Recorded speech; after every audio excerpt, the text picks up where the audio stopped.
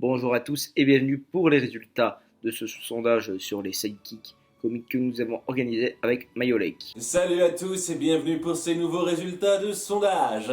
Avant de vous communiquer mon top 10, je vais vous donner quelques informations, notamment par rapport à ce qu'on appelle les sidekicks comiques, puisque ça a été sujet à débat lors de l'annonce de ce sondage.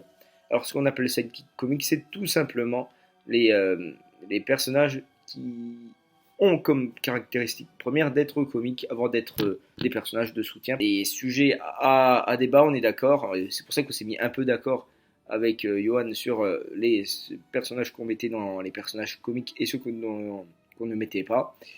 Par exemple, je vais donner un exemple simple, la petite sirène. Pourquoi on met Sébastien dans les sidekicks comique et pas Polochon, tout simplement parce qu'on considère que la première fonction de Sébastien c'est d'être comique, alors que la première fonction de Polochon c'est plus d'être un personnage de soutien. Oui, c'est bien de le préciser, ça a été plutôt difficile dans certains cas de définir si un personnage était un soutien plus sérieux ou un soutien plus comique. Et oui, je suis sûr que beaucoup d'entre vous ne seraient pas d'accord pour tel ou tel personnage à un moment donné, mais voilà, c'est un choix légèrement arbitraire, comme beaucoup de choix qu'on fait, il y a toujours un côté assez partial dans nos décisions. Et tant qu'on y est, pour revenir sur les commentaires qui ont réagi à la vidéo d'annonce, il y a aussi le fait que je suis assez d'accord avec les gens qui ont dit que Timon et Pumba en général ils sont assez indissociables, on devrait les compter comme un duo. Et c'est ce qu'on va faire plus ou moins, on va rattraper le coup, entre guillemets, en donc comptant Timon et Pumba comme un seul groupe, un duo.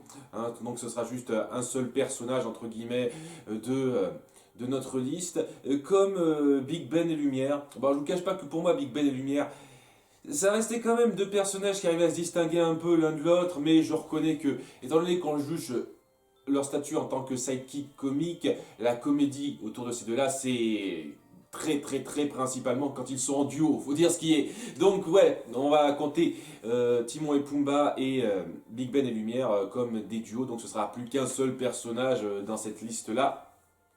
Voilà, donc la liste a été un petit peu refaite en conséquence. Pour vous expliquer un petit peu comment j'ai compté ça, je les ai mises à la place de celui qui a eu le plus de voix. Mais rassurez-vous, de toute façon, ils étaient tous les 4 dans le top 10. Ils allaient tous être pris, quoi qu'il arrive. Mais étant donné que maintenant on les a regroupés, ça fait deux autres personnages de plus dans le top 10. Donc c'est tout bénef si vous voulez. Place donc à mon top 10. À la 10e place, j'ai choisi Timon et Pumba. En fait, j'ai choisi Pumba et pas Timon, tout simplement parce que Timon mérite au plus haut point. À la 9e place, Jimmy Cricket. À la 8e place, Kronk. À la 7e place, l'armée de Mulan. 6e place, pour Pen et Panique. À la 5e place, les 7 nains. À la 4e place, Sébastien de la petite sirène. À la 3e place, j'ai choisi le génie. À la 2e place, j'ai choisi Mouchou Mouchou. Pour la première place, je mets Yago. En général, j'apprécie la majorité des personnages dans les listes que je crée. Soit je les apprécie à un certain niveau, soit ils me laissent assez indifférent. Mais là, il y a vraiment eu un bon gros tiers de sidekicks que je supporte pas. À nouveau, je ne sais pas si vous avez remarqué, mais j'ai tendance à prendre un peu à cœur l'humour. Et étant donné qu'on parle dans le sidekick comique, quand c'est mal fait, ben, ça a tendance à m'irriter beaucoup plus facilement. Donc il y a un gros tiers de ces personnages que j'aime pas, vraiment pas, qui m'irritent. Il y en a un petit tiers qui me laisse plutôt indifférent, c'est-à-dire que ça passe sans plus. Et un tiers qui me plaît vraiment. Et on va commencer sans plus tarder avec les personnages du peloton de queue, c'est-à-dire les personnages de Planes 2 pour commencer. De toute façon, dans les 17 derniers, on a tous les personnages des suites Disney Toon et des films Disney Toon même. Donc ouais, on commence par Planes, c'est Planes 2. Et si je suis complètement d'accord pour El Grande Chupacabra que je peux pas blairer, et Chuck qui est un Martin du pauvre, et déjà que Martin à la base est qui est pas sensationnel.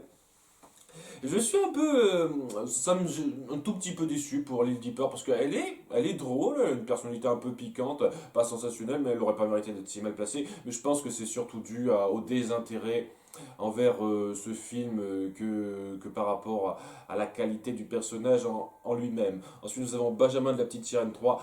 Là aussi, je l'aurais pas mis aussi bas personnellement parce que, bon, même il est oubliable, c'est clair, il n'est pas affreux ou quoi que ce soit, il y a pire que lui, notamment Ranjan.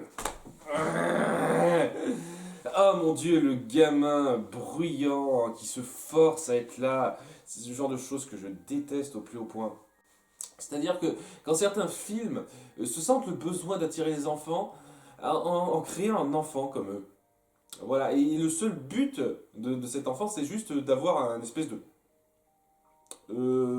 truc auquel ils pourront s'identifier, les tout jeunes enfants. Ah, c'est moi. J'en sais rien, c'est une très mauvaise chose pour moi. On n'a pas besoin d'avoir un personnage qui est exactement comme nous en termes d'âge pour s'identifier à un film, pour entrer dans un film. Ensuite, nous avons Art, Monstre Academy. Eh, ah non, non, mais j'aime beaucoup Monstre Academy, mais s'il y a un personnage que je peux pas défendre, c'est Art, hein, vraiment. Je suis insupportable, ce gars. Insupportable, et c'est pas aidé par le doublage français, mais même sans doublage français. Dans le même genre d'idée rebelle, les trois triplets. C'est un peu comme Ranjan, il se force dans l'intrigue. Étant donné étant donné qu'ils sont là juste pour faire du gag, on ressent rien pour eux. Et c'est dingue parce que on aurait pu essayer d'alterner entre le côté gaguesque des personnages et un petit côté sérieux parce que leur mère est transformée en ours.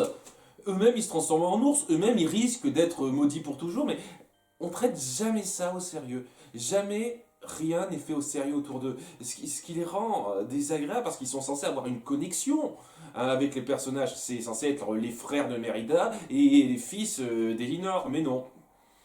Ils sont là pour faire du gag, gag, gag. Et c'est pas du gag très recherché, très intelligent. C'était très, très dérangeant, donc je comprends exactement très bien où vous voulez en venir. Et Shiva Peshishi, alors oui, c'est un truc avec une patte, il y a 50 000 persos, donc il y en a certains, des persos de soutien, est-ce que je les compte comme comiques ou pas? Ceux-là, espèce de Russes qui parlent pas la langue, c'est pas logique déjà. Pourquoi il y a différentes langues au sein des insectes? Mais ils marquent pas énormément, mais ils sont pas affreux, je les aurais pas mis aussi bas personnellement, hein. J'imagine que ça vous parlait pas aussi. On les appelle rarement par leur nom dans le film. Je suis sûr que beaucoup d'entre vous ne saviez même pas de qui il s'agissait. Donc, ouais. Clark et Gable, alors oui, ils sont plats et un petit peu agaçants en tant que perso sidekick. Bah, je pense que ce qui marque le plus mal chez eux, c'est que c'est quasiment la première impression qu'a Clochette du monde des fées. Les premières personnes avec qui elle apprend à se rapprocher, à connaître l'endroit quand elle naît Clochette, c'est Clark et Gable. Et c'était complètement con, hein. Ensuite, nous avons Kevin de là-haut, ex aequo avec Mordicus, le requin de la petite sirène 2. Kevin qui est pas marquant. Il y a quelques expressions qui peuvent être. Elle, puisque c'est une femme, hein, c'est une femelle, elle a quelques expressions qui peuvent être un petit peu. Qui peuvent faire un peu sourire, mais en dehors de ça, c'est un peu trop ridicule et ça. Et ça n'aide pas le fait d'être pris dans une espèce de conflit autour d'elle, le fait qu'il faille la sauver du méchant braconnier, tout ça. Si vous la rendez aussi. Si vous voyez ce que je veux dire. Mordicus, pas marquant du tout, mais à nous, j'aurais pas mis aussi bas comparé à d'autres qu'il y a dans cette liste. Ensuite, nous avons Plouk de Mille et Une Pattes et Heimlich de Mille et Une Pattes. Ouais, c'est vraiment un des films Pixar qui a le moins marqué les gens, faut dire ce qui est. Et je pense que c'est une des grandes raisons vient du fait qu'il y a un peu trop de personnages. Plouk est quand même a quand même des moments très drôles, hein. En tant que puce, moi je trouve que il passe très bien. J'aurais clairement pas mis aussi bas. Alors, par contre, Heimlich, complètement d'accord, j'aurais même mis encore plus bas que ça. Lourd dingue ce type. Ah, une friandise. Ah, je suis gros, c'est drôle là. Ensuite, nous avons Zinni. Yeah. Les deux personnages doublés par Jamel sont dans le bas de la liste. C'est assez compréhensible. Et à nouveau, c'est pas seulement à cause de Jamel, c'est le fait qu'on lui donne des personnages qui sont pourris à la base. Zinni est insupportable. C'est ce genre de choses qui desservent votre histoire. On est censé prendre cette espèce d'exode des dinosaures un peu au sérieux, quoi. Ça essaye d'avoir un ton sérieux ce film. Mais par moments, on a Sini qui fait le guignol, de façon pas drôle, ça gâche l'ambiance, c'est horrible. J'aime pas du tout ce personnage, je l'ai mis encore plus bas que ça. Nous avons les frères Trouillard de la ferme sur Rebelle ensuite. Ils sont drôles, pas sensationnels, clairement pas, ils mériteraient clairement pas d'être haut du classement, mais pas aussi bas personnellement. Je pense que c'est un truc très intéressant avec cette liste, étant donné que ce sont des sidekicks, il y a aussi leur qualité en tant qu'accompagnement de personnages. Ce sont des sidekicks, alors comment est-ce qu'ils sont efficaces pour compléter notre personnage central? Est-ce qu'ils l'accompagnent bien? Et je trouve que les frères Trouillard accompagnent bien le personnage de la Slim. Voilà, il y a pas mal de choses, il y a beaucoup de choses à redire dans la ferme Sorbel, ça c'est clair, mais les méchants m'ont pas grandement dérangé en termes de personnalité. Après oui, je reconnais que ça vole pas non plus super haut, hein, ce sont trois abrutis, mais ce sont trois abrutis qui passent correctement. Voilà. Ensuite, nous avons Kirby de Chicken Little. Voilà, ça fait partie des personnages. J'ai vraiment hésité. Est-ce que c'est sidekick comique? Est-ce que c'est soutien? C'est une petite mascotte rigolote. Pas super marquante, je reconnais. J'aurais pas mis aussi bas, mais très bien. Ensuite, nous avons le plus haut classé des suites Disney Toon dans cette liste, Tip et Flash. Alors, dans un sens, je suis plutôt content qu'ils soient les plus haut placés de cette liste parce que pour moi, c'est les plus réussis des suites Disney Toon en termes de sidekick comique. Ils ont un vrai peps, une vraie dynamique de duo. Ils complètent tout à fait correctement Mélodie. Mais par contre, ouais, je reconnais que c'est pas non plus sensationnel. Je ne les aurais clairement pas mis aussi bas. Il y a des personnages qui sont devant qui mériteraient clairement pas d'être devant des personnages écrits tout à fait correctement comme ça. Rhino de Volt m'a pas marqué plus que ça, je vous le cache pas, il a deux trois moments qui font sourire, après ça, c'est très passable comme personnage. Son gimmick marche pas particulièrement, il s'incorpore pas super bien à d'autres groupes. Gurky. Vous savez, Gurky, c'est un peu comme le AA de Vaiana qu'on voit plus loin. Il y a des gens qui les trouve mignons et attachants. Il y a une partie de mon cerveau qui se dit comment ça se fait, j'arriverai jamais à comprendre. Voilà, je n'arriverai jamais à appréhender le fait que des gens puissent trouver Gurky ou AA mignon et drôle. Parce que pour moi, c'est tout le contraire, quoi. Ce sont des aberrations, que ce soit physiquement ou en matière d'humour. Mais voilà, il y a des trucs dans la vie, je me suis habitué au fait que je ne les comprendrai jamais. Et le fait que des personnes aiment Gurky et AA, ça en fait partie. Hein, tout comme le fait il y a énormément de gens qui adorent les mignons. Ben voilà, je comprendrai jamais. Voilà, mon cerveau va bloquer là-dessus tout le reste de sa vie. Hein. Puis ensuite, Carl de Bienvenue chez Robinson, ça va à peu près, mais ouais, c'est pas très mémorable, je le reconnais. Ensuite, Gaëtan de Atlantide, lourdingue. Lourdingue, c'est tout ce que j'ai à dire. Ensuite, nous avons Crapaud, Taram et Chaudron Magique, un chouïa meilleur que Gurky. Mais disons que ouais, ils volent pas haut non plus, hein, ça c'est clair. Ensuite, nous avons Farnsworth, le vieux d'Atlantide, que je déteste encore plus que Gaëtan, je le cache pas. Vraiment, je me suis plus acharné sur Gaëtan dans la critique d'Atlantide, mais finesse Farnsworth, encore pire, je peux pas blairer ce vieux con et l'humour débile et gras, littéralement gras autour de lui qu'on fait. On dit ah c'est de l'humour mature tout ça. Non, c'est de l'humour de gamins de 12-13 ans qui viennent comprendre un petit peu ce que c'est que des trucs adultes. C'est ça l'humour d'Atlantide pour moi. Donc pas fan de Farnsworth. Hey, je pige vraiment pas. Comment qu'il y ait des gens qui apprécient ce truc-là. Je m'attendais à ce qu'il soit mieux placé que ça, très sincèrement. Je vous le cache pas. Je n'aime pas ce personnage, honnêtement, je l'ai placé encore plus bas que ça, mais avec toutes les personnes qui ont défendu ce personnage, je m'attendais à le voir encore plus haut que ça. Mais ouais, c'est son gimmick d'accent stéréotypé et excessif. S'il apporte, honnêtement, voilà, c'est pas drôle pour moi. Truc émuche. Alors, ils sont lourdingues, moins lourdingues que d'autres personnages, mais je les aurais quand même placés plus bas que ça quand même. Fredzilla, s'il y a bien un personnage que je supporte pas dans les nouveaux héros, c'est lui. Il a cette espèce de délire pseudo-geek à la con et qui force à tout le monde. Et son seul intérêt, le seul intérêt de sa présence, c'est que, comme par hasard, il est riche. Heureusement que t'étais riche et que ça a apporté quelque chose, sinon t'aurais vraiment été un boulet du début à la fin, connard. Hein. Je supporte pas Freddy là dans ce film.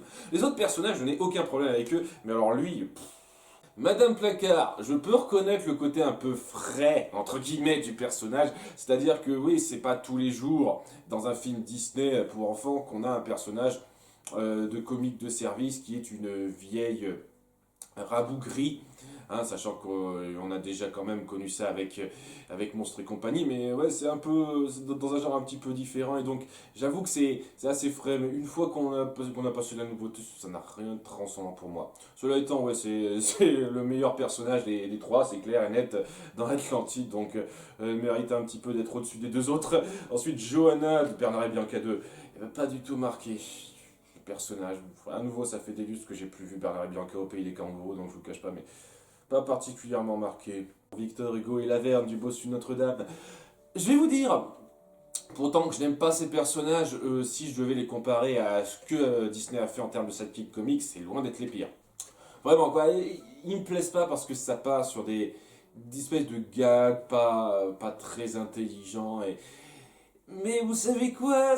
Il y a eu des gags beaucoup plus stupides que ça autour de Sidekick Comics dans d'autres films. Et au moins, ils ont un petit rôle auprès de Quasimodo. Ils essaient un peu de l'épauler dans les épreuves qu'il traverse, dans ses aspirations, etc. Ça n'a rien de transcendant, mais ça arrive à quelques moments à plutôt bien faire raccord avec le reste du film. N'empêche que oui, la grande majorité du temps, c'est du gag pas intelligent et qui plombe le film. Mais voilà, en termes de sidekick comique, il y a largement pire. Voilà, je les ai pas mis aussi. Je les ai mis dans ceux-là, je pense. Voilà, parce que je les aime pas, mais je les déteste pas autant que d'autres, clairement pas.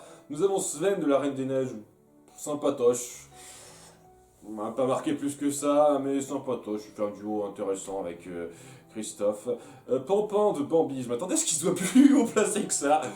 Non pas que j'adore le personnage, mais c'est plutôt le genre qui m'a laissé un peu de marbre. Ouais, les personnages de soutien dans Bambi sont pas folichons. Hein. Ils sont sympatoches, mais pas folichons. Mais je m'attendais, vu la popularité du personnage, qu'il soit un peu mieux placé que ça. Les enfants perdus, là, par contre, je comprends pas. À nouveau, c'est le genre de personnage, mais pas drôle du tout, quoi. Des gamins qui se forcent à être des gamins, et c'est drôle parce qu'ils se comportent en gamins. Apparemment, ça plaît à des gens, tant mieux, hein, moi je ne pige pas. Comment vous voulez que je me sente grandement investi dans l'intrigue de votre film si dans le but c'est quand même de protéger les enfants perdus du capitaine Crochet, c'est ça, c'est un petit peu ça. Et ben oui, si c'est ces enfants perdus là qui prennent rien au sérieux, ben ça n'aide pas le propos du film pour moi. Ensuite, nous avons Tito d'Oliver et compagnie. Ça continue d'être un film, je comprends pas pourquoi il y a autant de gens qui le défendent. Mais vraiment, quoi. Oh, je m'attendais tellement à ce que des films comme Atlantide et Dumbo soient défendus et qu'on dise oh, t'es trop dur, tout ça. Mais punaise, Oliver et compagnie, je sais pas, j'ai l'impression d'être tombé sur le noyau de fans qui tient absolument à ce que ce film soit reconnu. Parce que, en dehors de ça, les gens n'ont rien à branler d'Oliver et compagnie, mais. C'est bien un personnage d'Oliver et compagnie sur lequel vous me convaincrez de rien du tout, c'est Tito, il est lourdingue, à nouveau, stéréotype du Mexicain, bruyant, qu'on force dans l'intrigue. Enfin, son histoire d'amour aussi, ça cette espèce de pseudo-romance à la con aussi, forcée. Ensuite, nous avons Néron et Brutus de Bernard et Bianca, les deux crocodiles de la méchante Médusa. Finesse, je vais avoir du mal à me souvenir de nom un petit peu. Donc ouais, ils m'ont pas marqué grandement non plus. C'est comme Johanna, je suis désolé. Hein. Louis de la princesse la grenouille, déjà beaucoup plus sympathique que Ray pour moi. À nouveau, je m'attendais à ce que Ray soit mieux placé que ça. Et Louis, ben, je l'ai placé dans ce sous-là.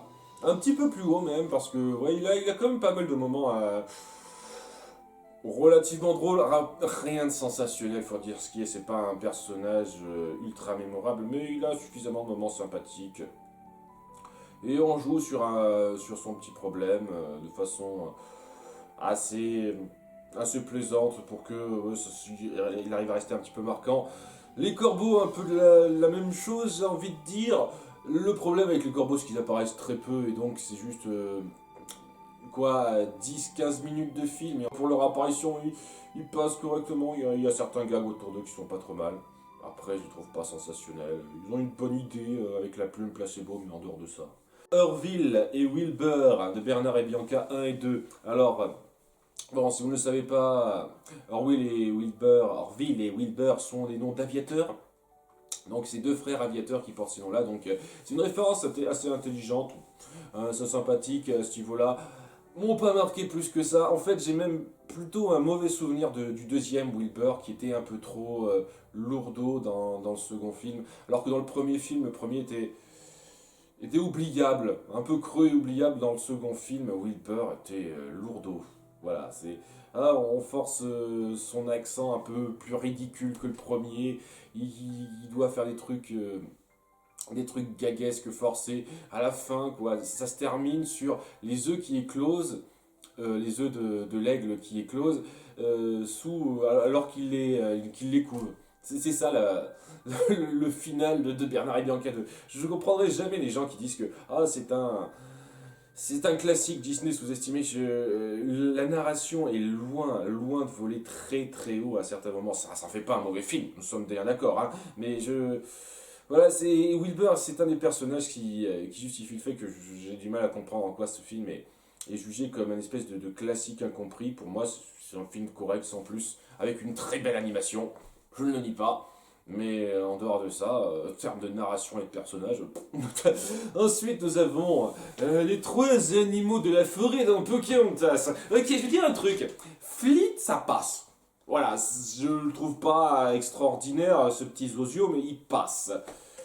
Mais Miko et Percy, leur délire à Tom et Jerry ou je sais pas quoi, je veux dire, ça m'a tellement pas intéressé. C'est comment vous voulez faire passer un message sur la tolérance, le manque de compréhension entre deux civilisations. Tiens, on va faire un espèce de parallèle moisi avec deux animaux de mondes différents qui se volent dans les plumes l'un de l'autre. Voilà, c'est un parallèle de merde qu'on a fait autour de ça et globalement c'est juste des gags qui plombent le film, qui s'incorporent pas dedans. Et j'imagine que vous pouvez les trouver mignons. Ouais, le raton laveur est un peu mignon, mais en dehors de ça, pour moi, c'est du moment gaguesque pas intéressant et pas très drôle. Nous avons ensuite Fidget de Basile, détective privé. Là, par contre, ça commence à être un peu drôle. c'est pas non plus un personnage qui m'a fait rire aux éclats ou quoi que ce soit, mais j'avoue qu'il m'a beaucoup marqué, hein, en bien quand même par rapport à son design parce qu'il arrive à être effrayant quand il veut et je trouve que ça fait un bon contraste avec les moments où il devient ridicule, surtout auprès de Ratigan et je trouve que il y a beaucoup de moments comiques en termes de timing et de contraste par rapport à son apparence qui sont bien faits. Ça joue beaucoup entre le côté comique et le côté effrayant du personnage, en insistant un petit peu plus sur le côté comique, c'est pour ça que j'ai compté comme sidekick comique, mais je trouve que c'est plutôt bien réussi. C'est pas un des personnages qui m'a le plus marqué en termes de sidekick comique, mais je trouve qu'il passe bien. Ensuite, nous avons le chat de Chester, chat de Cheshire, chat fouin. Il y a des gens qui n'arrêtent pas de me reprendre là-dessus. Techniquement, c'est le chat de Chester, hein, en français, chat de Cheshire en anglais. Et il a dit chafouin dans le film en VF, donc on pourrait dire que c'est chafouin. Et j'adore ce personnage. Ah oui, il a un côté assez mystérieux et un peu glauque, et qui se rajoute au côté très bizarre bien, de tout cet univers, de tout ce monde. Et ça amène de très très bons moments comiques, ne serait-ce que dans ses dialogues avec Alice la première fois qu'ils se voient, et ses blagues avec la reine. Je trouve que c'est, en termes de comédie, très bien écrit et que ça s'incorpore très bien avec l'ambiance que vous incorporez et la progression d'Alice. Donc j'ai adoré le chat de Chester personnellement. Nous avons Ben ensuite. Honnêtement, je m'attendais à ce qu'il soit encore moins bien placé que ça. Parce que voilà, j'ai l'impression qu'il n'y a quasiment que moi qui adore Ben, hein, je vous le cache pas. Et je peux comprendre le problème, parce qu'il peut être un peu trop bruyant et un peu trop Et il se forçait un petit peu trop envers le personnage, ce qui peut être très gênant pour certains, mais personnellement, moi je l'adore. Je suis déjà attendu là-dessus, donc je vais pas davantage poursuivre. Ensuite, nous avons Timothée Dumbo sous Jiminy Cricket. Il a quelques moments un peu drôles, mais voilà, sous Jiminy Cricket, hein, surtout que c'est sorti peu de temps après Bambi, après Pinocchio, donc honnêtement, ce personnage, il va me sortir de la tête dans très peu de temps. Donc, rien à secouer de Timothée. Ensuite, nous avons Olaf. Ouais, ce qui me surprend avec Olaf, c'est surtout par rapport aux bandes annonces, je m'attendais vraiment à ce que ce personnage me gonfle. Mais globalement, il arrive à être tout à fait correct. Après, ouais, c'est pas un personnage sensationnel. Donc, je comprends aisément qu'il soit là. Je l'ai même mis un tout petit peu plus bas personnellement. Mais ouais, correct. Le fait de centrer toute une histoire sur lui avec un court-métrage un peu plus long qu'il ne le devrait, clairement, ça m'a un petit peu gêné, mais n'empêche que j'ai quand même apprécié un peu ce personnage de façon assez étonnante. Nous avons ensuite Eureka de la petite sirène. Ça passe, il a quelques moments drôles, après c'est pas non plus le plus fin qui soit, mais ça passe. Ensuite nous avons Cricky de Mulan. Hmm. Ça va à peu près, hein, ça va à peu près. Il fait un bon duo avec Mouchou, mais disons que ouais, c'est un sidekick de sidekick. Vous voyez le truc, c'est un petit peu bizarre. Il a quelques petits moments sympathiques, mais ouais, rien de grandement transcendant en termes de personnalité pour que ça soit aussi bien placé pour moi. Mais ça allait correctement. Nous avons ensuite Morph de la planète au trésor. Je m'attendais à ce qu'il soit pas aussi bien placé, lui aussi. Ouais, il y a des gens qui ont du mal à le trouver mignon, je peux comprendre ça, parce que oui, c'est un design très particulier. Mais c'est pas tant le fait qu'il soit mignon que le fait que il fasse un petit duo sympathique avec Jim. Chaque personnage a son rôle à jouer dans le film, et Morph a son rôle à jouer, c'est vraiment la passerelle entre Jim et John Silver, et qui montre le côté un peu tendre que les deux peuvent avoir, qui peut les rapprocher un petit peu. Donc voilà, il a quelques moments un peu drôles qui sont pas non plus sensationnels, mais qui passent tout à fait correctement. Hein, voilà, je l'ai pas mis tout à fait aussi haut, mais oui, à peu près à cette place-là. Nous avons ensuite Horace et Jasper des 101 Dalmatiens, qui sont bien. Ils sont bien, honnêtement. Ils ont pas mal de bons moments très drôles. Ils ont un peu trop forcé là-dessus dans la suite, malheureusement, mais en tant que en tant que sidekick de la méchante dans le premier film, ça allait très bien. Je les ai mis à peu près à cette place. Ensuite, nous avons Pascal de Réponse. Il me laisse plus perplexe qu'autre chose, ce personnage, je vous le cache pas. J'ai le sentiment que c'est un peu ce qu'ils veulent faire, c'est-à-dire le côté un peu stone ou comme ça. J'ai toujours eu du mal à être grandement pris dedans. Même si je comprends aisément son importance dans le film, hein. Vraiment, mais ouais, je le déteste pas du tout. Mais ouais, je sais pas, j'ai du mal à être grandement pris dedans, ce qui fait que je l'ai pas mis aussi haut que ça. Ensuite, nous avons Mouche de Peter Pan. C'est une excellente extension du Capitaine Crochet. Voilà, j'avais déjà parlé dans mon top retour sur Peter Pan. Mouche, pour moi, c'est vraiment une extension du Capitaine Crochet. J'ai beaucoup de mal à le considérer comme un personnage à part. Vraiment beaucoup de mal. Donc, ouais, dans un sens, ça en fait un très bon sidekick, puisque ça attend très bien le côté comique du Capitaine Crochet. Je trouve à ce niveau-là, il est très efficace. Clochette de Peter Pan. À nouveau, faut pas confondre cette clochette-là avec la clochette des films Clochette. Pour moi, ce sont deux personnages totalement différents. Et vous aurez beau essayer de me trouver une excuse comme quoi, mais attends, ça se passe dans le même monde, puisque à un moment donné, on voit le capitaine Crochet dans les films Clochette, tout ça, ça veut dire que ce n'est pas logique du tout. Et quand je traiterai les films Clochette, vous savez, j'aurai toute l'occasion de me plaindre de certains détails qui pour moi sont pas du tout raccord avec les films Peter Pan. Mais ouais, donc dans les films Peter Pan, Clochette est la sidekick qui a pas mal de moments drôles. Vraiment, et surtout par rapport à son caractère de garce un petit peu. Hein. C'est vraiment un peu une garce, Clochette. Ça n'aide vraiment pas à être un tant soit peu vraiment attaché au personnage et à le prendre vraiment au sérieux. J'arrive pas une seconde à prendre le personnage de Clochette au sérieux dans le film Peter Pan. Mais en tant que sidekick comique, puisque c'est un petit peu le truc, elle est drôle à de nombreux moments, donc je vais pas le nier. ça passait très bien à ce niveau-là, donc je l'ai mis dans la moitié de tête, pas aussi haut que ça, mais dans ces eaux-là. Les 7 nains. Je suis un peu peut-être berné par le côté iconique, mais voilà, pour moi, c'est la définition même du sidekick, donc cinquième place de droit, même si c'est pas forcément les cinquièmes meilleurs, c'est voilà, c'est eux qui ont fondé en quelque sorte la notion dans le cinéma d'animation. Ça a été un peu difficile pour moi de les prendre ensemble plutôt que de les compter à part, parce que oui, je le redis, Grincheux c'est le meilleur du lot et il pourrait être considéré comme un personnage à part entière, mais si je vais compter Grincheux comme un personnage, il aurait fallu faire ça pour tous les 7 nains. Et donc, ouais, on va plutôt les compter en groupe. Hein. Ouais, donc sur le principe, ils ont pas mal de.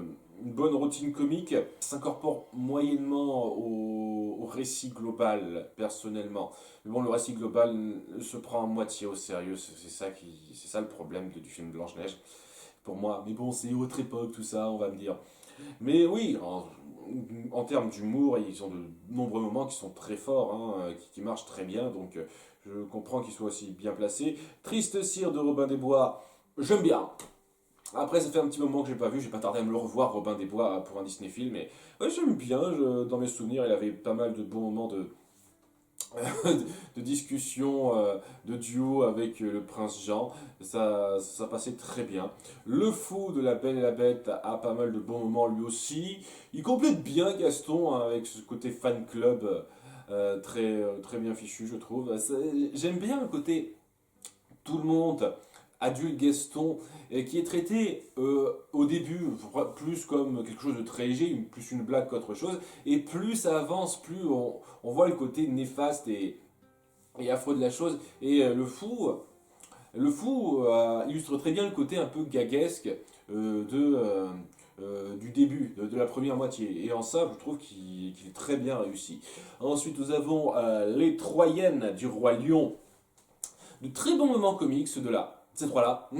Ouais, non, parce qu'il y a toujours Ed. Je suis pas un fan de Ed, mais Shenzi et Benzaï, je trouve qu'ils font très bien leur boulot. Ils font vraiment l'effort de leur donner vraiment trois personnalités bien distinctes qu'on arrive vraiment à distinguer. Et je trouve que c'est très bien fichu aussi. Voilà, très bon moment entre elle et Scar. Un très bon moment. On essaye de jouer sur le côté.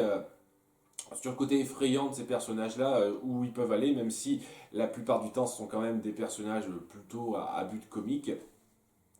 Mais ouais, c'est ça qui est bien, quoi. On fait un bon mélange entre le côté effrayant et comique. C'est un peu comme pour Fidget, ils sont bien placés, je les ai placés à peu près dans ces eaux-là. Nous avons ensuite Peine et Panique. Je parle bien sûr de Peine et Panique dans le film, mais pas dans la série, parce que bon, comme le dit très bien notre ami Mayolek, c'est l'humour version light, quoi.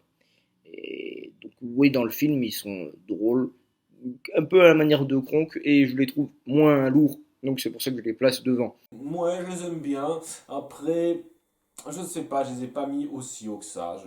Je vois aucun moment grandement hilarant dans leur côté comique. Et à côté de ça, ben ouais, ce sont juste les sous-fifres qui n'ont aucune profondeur en dehors de ça. Je veux dire, si on regarde Shenzi, Ben Zayed juste avant, pour moi, il y a une petite profondeur en plus du côté comique qu'il n'y a pas dans Peine et Panique. Donc ouais, je les apprécie un peu, mais je les ai pas mis aussi haut. Ensuite, nous avons Archimède de Merlin l'Enchanteur. J'aime beaucoup Archimède. J'aime beaucoup ses frasques avec Merlin. Je pense que c'est mon perso préféré du film même. Il a un côté assez dépité, très cassant, qui fait mouche à de nombreuses reprises. Voilà, il passe très bien à ce niveau-là. Et on sent quand même sa petite implication, même s'il veut pas l'avouer, l'admettre avec Arthur, qui passe bien là aussi. Donc c'est un bon personnage que j'ai placé à peu près dans ces eaux-là aussi. Ensuite, on va commencer notre top 10 en commençant par Jack et Gus. Ça va. Même si, en toute honnêteté, je les aurais pas placés aussi haut, c'est clair et net. Je nie pas qu'ils ont pas mal de moments drôles, surtout dans Cendrillon 3. Je vous cache pas que dans Cendrillon, premier du nom, on forçait tellement les scènes autour d'eux que que c'était presque eux les héros et pas Cendrillon à certains moments. C'était un petit peu. Ça plombait un peu le film pour moi. Mais bon, j'imagine que sans ça, le film aurait duré à peine 50 minutes.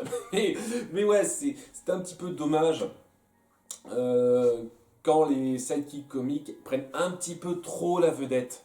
Et c'est un peu le cas dans le premier film. C'est ça qui m'empêche de les apprécier grandement, mais je les apprécie un petit peu. Ils sont sympathiques, ils ont pas mal de frasques comiques qui passent bien. Surtout dans le troisième film. Je vous cache pas que, ouais, si on prend en compte le troisième film, je suis davantage d'accord avec cette place. Même si, ouais, même en prenant en compte le troisième film, pour moi, il mériterait pas d'être dans le top 10, mais ouais, c'est clairement pas le pire choix à faire pour cette place-là. Nous avons ensuite Sébastien. C'est un peu un Jimmy Cricket en plus drôle, c'est ce que je dirais. Et puis bon, bah il y a sa chanson qui lui fait forcément gagner en sympathie, cette chanson Sous l'océan, que tout le monde sait fredonner. Et rien que pour ce caractère iconique, moi je le classe à la 4e position. Peut-être parce qu'on a fait un peu trop des caisses sur lui dans les films, en exagérant un peu trop son accent. Peut-être parce qu'il me gonflait un peu trop dans la série.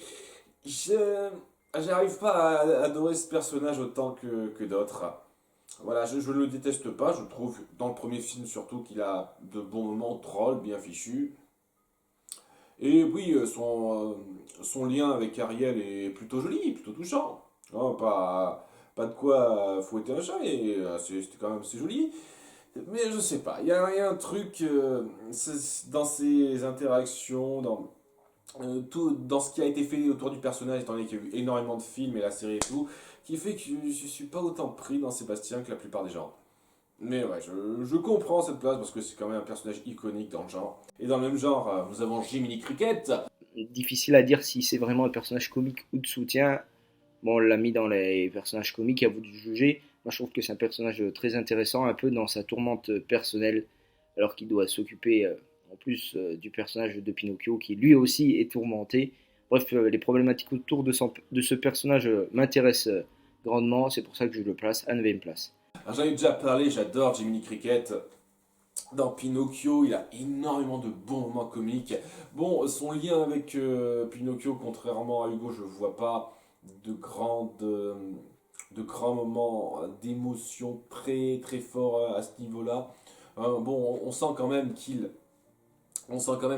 essaye un petit peu de s'attacher à ce garçon, et il y a des petits moments où c'est relativement bien fait, mais c'est pas exacerbé de façon très poussée, et donc je suis pas. Le côté émotion passe pas très bien, mais le côté humour, Mickey, il y a de nombreux moments qui m'ont fait bien rire, et c'est pas de l'humour physique bête et méchant, c'est de l'humour un peu recherché apparemment. Donc, et ses réactions sont très bien fichues. J'aime beaucoup Jiminy Cricket. Donc, ouais, mérite de cette place pour moi. Nous avons ensuite Kronk de Cusco. Un bon personnage, oui, il est drôle, et ouais, c'est le bon sidekick de méchant, si vous comprenez ce que je veux dire par là. Je le compte vraiment comme sidekick et pas comme héros parce que, sincèrement, la suite Disney Toon mérite à peine d'être reconnue pour moi. Tellement ça n'apporte rien, ça mène à rien.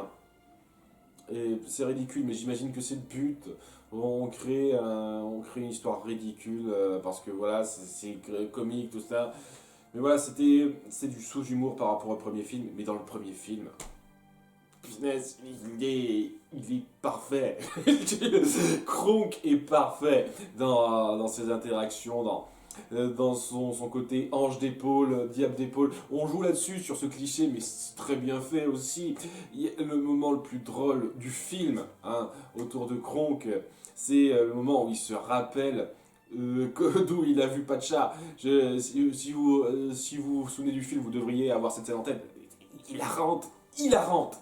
Il a énormément de moments hilarants. J'adore ce type.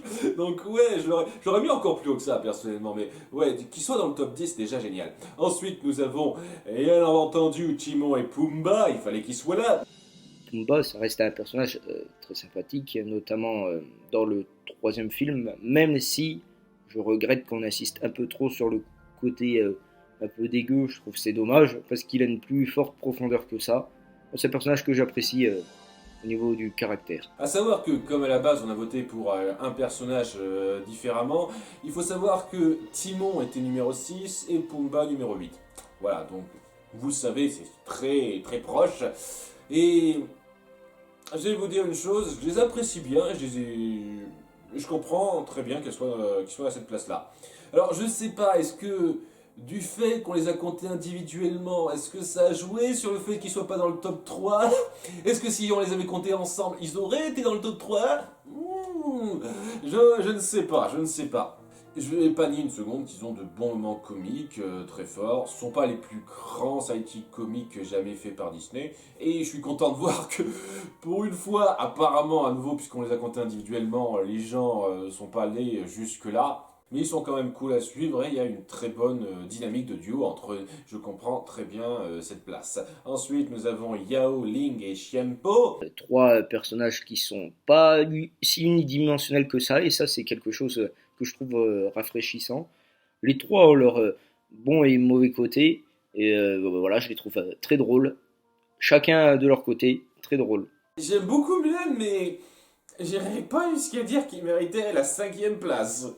Je vous le cache pas, j'ai un peu de mal là. Je sais pas pour dire que je les déteste ou quoi que ce soit, vraiment pas. Ils ont de très bons moments trolls, ils s'incorporent bien dans l'histoire de Mulan, tout ça, mais en termes de comique, de situation, d'écriture comique, on a fait mieux, très sincèrement. Et oui, même s'ils s'incorporent bien dans l'histoire de Mulan, j'ai vu des persos de soutien qui sont plus intéressants que ça, ne serait-ce que Mouchou, qui est un peu plus haut, hein, vous vous doutez bien. Donc, ouais, c'est. Je sais pas, je les aurais clairement pas mis ce numéro 5, pas dans le top 10 même.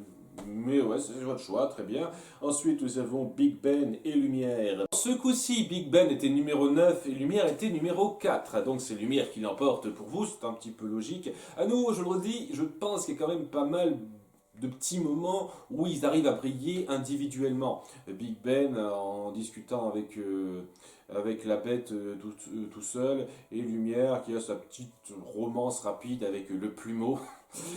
Voilà, je trouve pas qu'ils fonctionnent uniquement en duo, mais c'est vrai qu'ils fonctionnent très majoritairement en duo.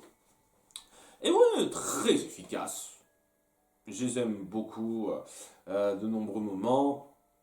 Ils allègent bien l'ambiance sans en faire trop. Et je trouve que oui, ça passe nickel, hein. Ils sont mémorables et c'est pas pour rien. Nous avons ensuite Yago. Yago que je trouve très drôle et que je trouve parfois un peu irritant, et c'est justement ça qui fait pour moi un bon sidekick, c'est que c'est un personnage qui ne nous attire pas à 100% de sympathie, mais voilà, le fait qu'il nous saoule, pour moi, eh ben, c'est une qualité pour un bon sidekick. Je sais pas si vous voulez, je sais pas si vous voyez où je veux en venir, mais ouais, Yago, c'est ce côté un peu saoulant, un peu toujours la réplique pour mettre le pic qui fait son charme.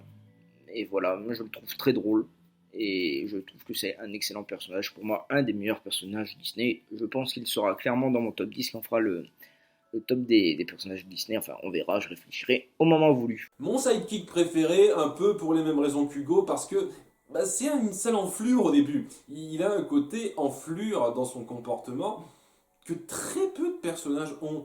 C'est-à-dire, oui, certains sidekicks de méchants sont comme ça, mais ils ont un côté ah, on est méchant. Et le truc qui fait que Yago l'emporte pour moi, c'est le fait qu'il a une évolution de personnage en conservant la même personnalité un peu vache et brute de décoffrage qu'il a. Et j'ai trouvé ça très bien fichu dans le retour de Jafar. J'adore cet oiseau et son côté je m'en foutiste, je déballe tout ce que j'ai à dire sans gants. J'adore ce personnage-là. Nous avons ensuite Mouchou. Là aussi, je vais reparler de doublage, mais José Garcia fait une grande performance. Et oui, le personnage est sympathique. Bien que, voilà, on a l'impression que des fois, il veut un peu mettre des bâtons dans les roues pour faire passer son intérêt personnel. Et pour moi, c'est ça peut-être la bonne caractéristique du sidekick, c'est que ça soit pas forcément quelqu'un qui n'ait que des bons côtés. Pas étonnant là non plus, c'est un personnage iconique, il a de très nombreux moments très bien pensés. On pourrait faire toute une liste des nombreux passages où il a dit quelque chose de très drôle dans ses réactions par rapport à Mulan. Et je le redis, José Garcia est nickel pour le personnage. À nouveau, moi qui ai un gros problème avec le personnage de Mushu dans Mulan 2, parce que il est un sale con, vraiment, c'est vraiment un sale con, et pour des raisons très égoïstes, ça arrive à passer grâce au doublage de José Garcia. J'adore cette interprétation de Mushu bien plus que celle d'Eddie Murphy personnellement, et, et ça mène de très bons moments très drôles, et aussi une très bonne attache envers le personnage de Mulan. On sent quand même qu'il y a quelque chose qui se crée entre eux, une vraie amitié forte qui, se goupille bien avec tout ça. Donc ouais, c'est un très très bon personnage de sidekick. Et pour terminer, le numéro 1, sans surprise. Est-ce que mes oreilles fonctionnent bien? Ce que j'aime chez ce personnage, c'est ce qu'il dégage. Il dégage énormément de sympathie et c'est en grande partie pour moi grâce à son doublage, Richard Darbois, qui est vraiment le plus grand comédien de doublage Disney, je pense, avec Roger Carrel. Il dégage énormément de sympathie grâce à cette grosse voix, mais cette grosse voix mielleuse. Si on compare Richard Darbois quand il fait Chagnou, voilà, c'est pas du tout les mêmes émotions qu'il dégage. Premier haut la main, genre presque 3000 watts d'écart avec le numéro 2, c'est dire, hein.